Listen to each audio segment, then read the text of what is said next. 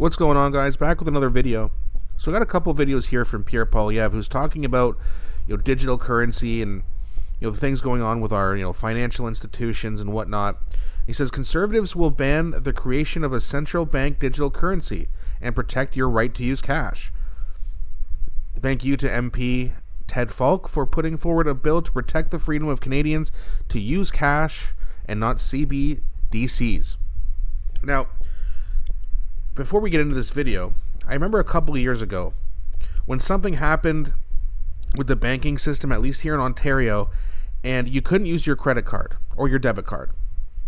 So in order to use your money to go and get groceries or essentials that you might need, you had to go to the bank and withdraw cash. I'm sure a lot of you who live in Southern Ontario remember this.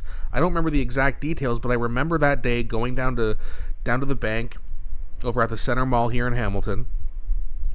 And, it's just packed, of course. Every bank is packed. And I remember people in line waiting to withdraw cash saying this is why we can't have a digital currency system, because if something like this happens, you can't buy your groceries, you can't buy your medicine, etc., etc., etc.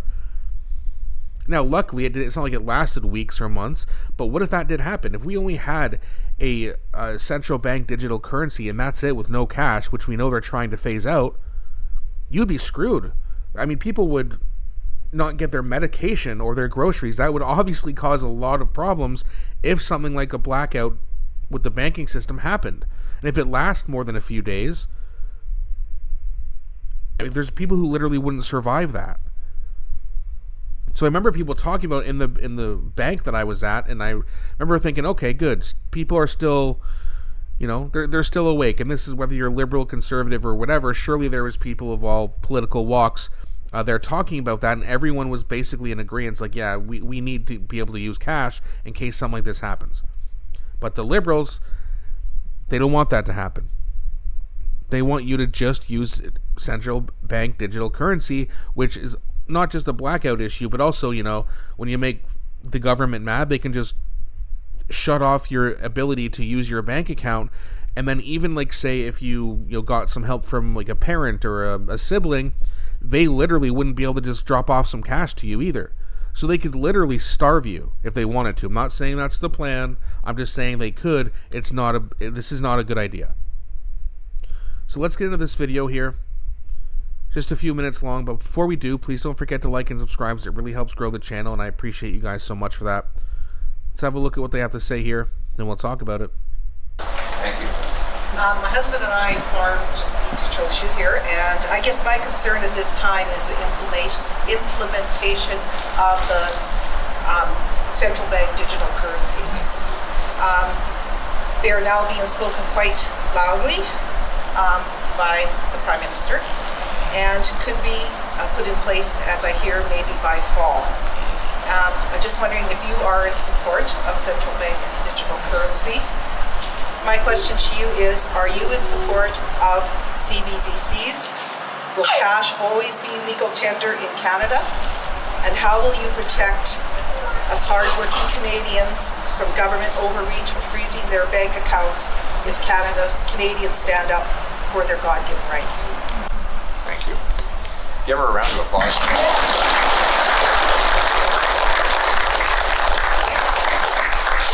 Question one, do you support CBDCs, central bank digital currencies? Absolutely not. In fact,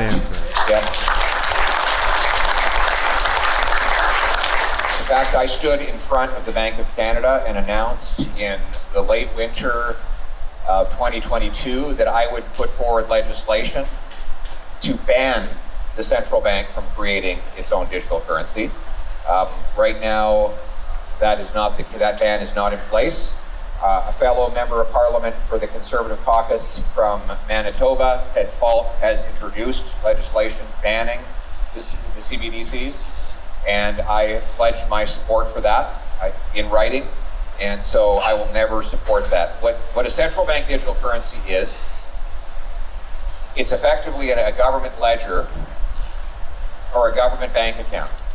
So we already have digital currencies. It's called your bank deposit. Right, and that's the important thing too that I forgot to touch on earlier. Yes, we obviously have a digital banking system, but you have the ability to withdraw cash. Now, and here's the thing, right? Because again, I'm not against having online account information, having a debit card where you can log in and pay your bills. That's convenient, right? Online banking is absolutely convenient.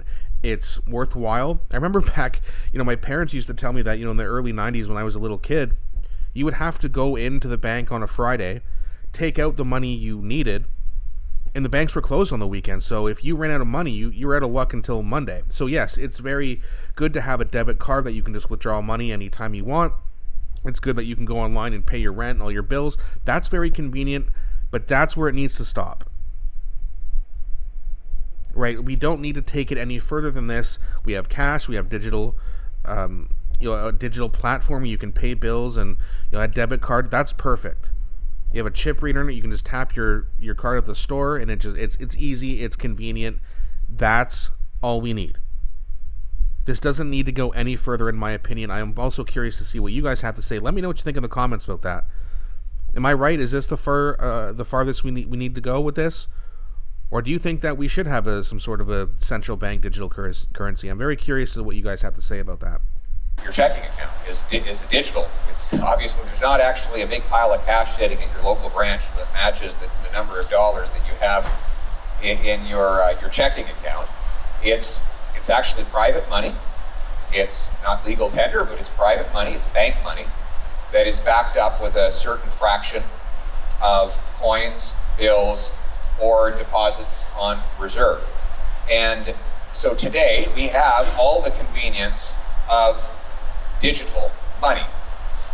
Why would we need the government to take that over?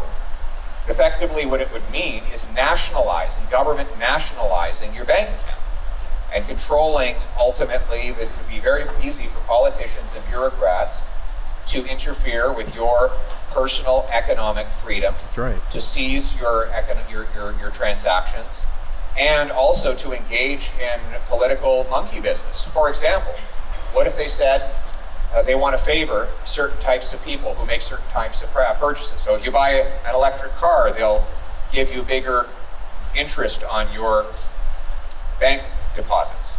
Or if you buy a gas-powered vehicle, they could put in a penalty where they charge you more on your debt. Right. They could also, right before elections, big deposits in everyone's bank account, creating a lot of inflation, but being designed just to win political support in order to get reelected. These are all kinds. Sound familiar, Doug Ford? That's what he did. He put that $200 check in everyone's mailbox, well, except mine. I still didn't get it, but it doesn't matter. I didn't vote for him anyway. But that's essentially what he did. Here's $200 right before the election. Now, he didn't come out there and say that this was just bribery, but that's obviously what it was. Of manipulations that we don't need. The government needs to have less control over our financial decisions, not more. And so I would fight against that tooth and nail. Good. The second question, what was it? Cash. I support your right and your freedom to use cash to make payments. Cash is legal tender. Yeah, I mean, when you're right, you're right.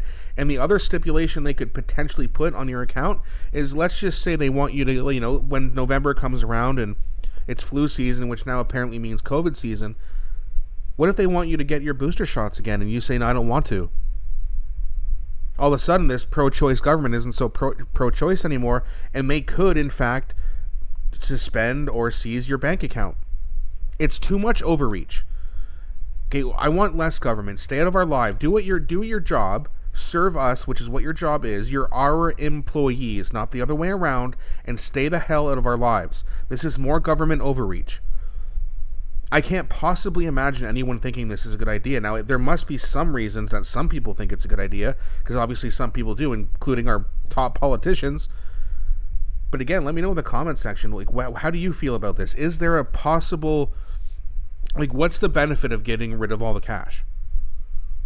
And does that benefit outweigh the possible negatives? In my opinion, I can't see how that's possible. We shouldn't have government controlling our bank account. It's ridiculous. They shouldn't be firing people because they don't want a certain medication put in their body, whether they, and again, if you want to get your vaccines, you go ahead. If you don't want to, then you don't have to do it. Pro-choice, right, liberals? But it seems like they're not really pro-choice. They don't want you to have cash. They want to make sure that you get the medicine that they want you to take. They want to make sure you're masked up and locked down whenever they scare you. It's ridiculous. This needs to stop. And that's why Pierre Poilievre is here, and hopefully one day he can stop this and actually get real change, positive change in our government, and do what the government is supposed to do. We pay taxes, you take that tax money, you build roads, you build schools, you fix up hospitals, etc., etc. You stop sending money overseas, get our debt paid down, and create a strong middle class.